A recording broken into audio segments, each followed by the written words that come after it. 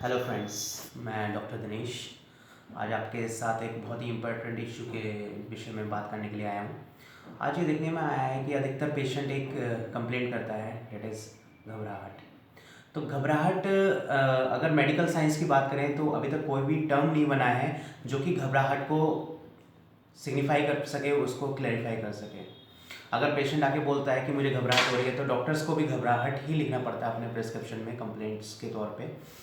तो आज हम घबराहट के विषय में आपको थोड़ा सा बताएंगे। बेसिकली घबराहट होता क्या है।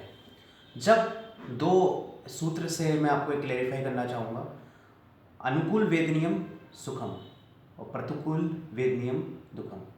अनुकूल वेदनियम सुखम का मतलब ये है कि जब मेरे अनुकूल कोई चीज़ होती है, चाहे वो कर्म हो, चाहे संकल्प चल रहे हो, जब मेरे अनुकूल चल रहे होते हैं तो वो मुझे सुख का अनुभूति देती है।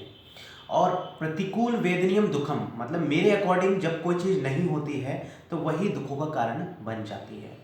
अब देखने वाली बात यह है कि हमारे सामने बहुत सारी परिस्थितियाँ आती हैं जिसके सामने हम टूट जाते हैं, अवसाद में चले जाते हैं। जैसे मैं कुछ एग्जाम्पल्स आपको दूंगा तो आपको उससे समझ में आ पाएगा। अचानक खाना खाते खाते हमें अगर कोई अप्रिय घटना सुनाई देने लगे तो हम खाना नहीं खा पाते। इवन कुछ पेशेंट्स को तो उल्टी तक हो जाती है। तो ये क्या है? पेट में तो कोई बीमारी हुई नहीं, लेकिन वह संदेश जो हमने सुना, जो अप्रिय घटना जो हमने सुनी, उससे हमारा डाइजेशन गड़बड़ हो गया। तो कुछ ना कुछ जो कनेक्शन है, जो हमारे अंदर जो चेंजेस आते हैं, हमारे मनोभाव जो चेंज होते हैं, उससे हमारे पूरे शरीर की जितने भी सिस्टम चल रहे हैं, चाहे वो सर्कुलेटरी सिस्टम हो, चाहे डाइजेस्टिव सिस्टम हो, चाहे रेस्पिरेटरी सिस्टम हो, चाहे एक्सक्रीटरी सिस्टम क्यों ना हो, उससे कुछ ना कुछ चेंजेस आते हैं। जो भी मैं सोचता हूँ, अगर मेरे अंदर कुछ भावनाएं ऐसी आई जो उससे मैं अवसाद में चला गया, शोकाकुल हो गया, तो कुछ ना कुछ चेंजेस आते हैं। कुछ एग्जांपल मैं दूँ, पढ़ाई के दौरान हमने देखा कि कुछ हमारे फ्रेंड्स पेपर्स के दौरान पेपर होने से कुछ घंटे पहले बार बार सोच के ले जाते हैं। क्या है ऐसा?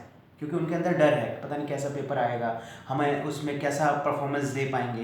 तो उसके अकॉर्डिंग उनका क्या होता है, जो भी डाइजेस्टिव सिस्टम है उस पर उसका असर पड़ता है, उस सोच का असर पड़ता है। तो मेरा कहना यह है कि सारी चीज़ें हमारे संकल्पों पे आधारित हैं।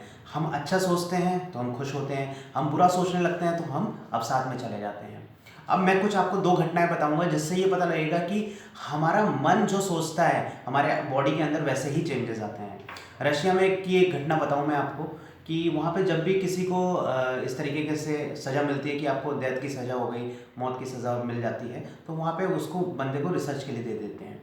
अब ये देखने में आया कि एक बंदे को जब डेथ की सज़ा हुई तो उसे साइंटिस्ट को जब दिया गया तो उन्होंने कहा आपकी डेथ तो सुनिश्चित है, तो हम आपको जहरीले सांप से कटवा करके आपको डेथ देंगे। अब उसे जहरीला सांप दिखाते हैं और कहते हैं कि ये 10 सेकंड के बाद 10 गिनने तक आपको काटेगा और 30 सेकंड में आपकी डेथ हो जाएगी। तो उसकी आंखों में पट्टी बांध देते हैं सांप दिखा करके और 10 तक गिनती गाते हैं और सांप को हटा करके 2 नुकीले पिन चुबा देते हैं उसके पैर में। और ये देखा गया कि 30 सेकंड्स के बाद वो डेथ कर जाता है। एंड आश्चर्य की बात यह है कि जब उसका पोस्टमार्टम होता है तब ये देखते हैं कि जितने चेंजेस सांप काटने के बाद होते हैं वो सारे के सारे चेंजेस उसकी बॉडी के अंदर पाए जाते हैं। वो सारे केमिकल्स पाए जाते हैं जो कि सांप काटने के बाद बॉडी में पाए जाते हैं। तो ये क्या सिग्निफाई करता है कि जैसा हम सोचते हैं हमारे अंदर वैसे चेंजेस आने लगते हैं।